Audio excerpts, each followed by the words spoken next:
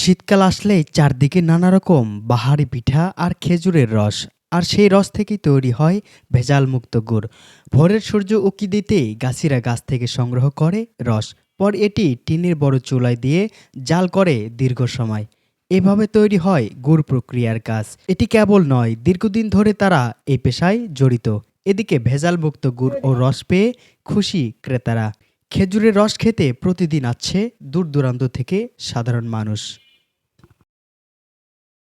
গাছ কেটে রস সংগ্রহ করে।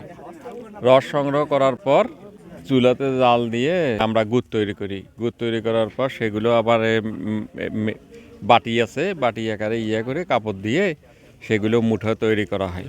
এখানে গত ৭৫ বছর যাবৎ আমার দাদুর বাবা জমিদার শাহ মোহাম্মদ মোবারক আলী এই কার্যক্রম পরিচালনা শুরু করে।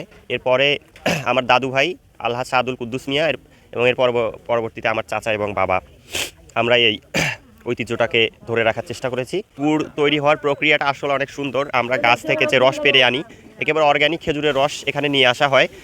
আমাদের যে খেজুর গাছগুলো থেকে রস পাড়া হয়, ওই বাদুড় বা বিভিন্ন রকম উড়ন্ত প্রাণী যেগুলো আছে যারা উঠতে পারে, তাদের হাত থেকে বাঁচার জন্য জাল দিয়ে ঘিরে রাখা হয়।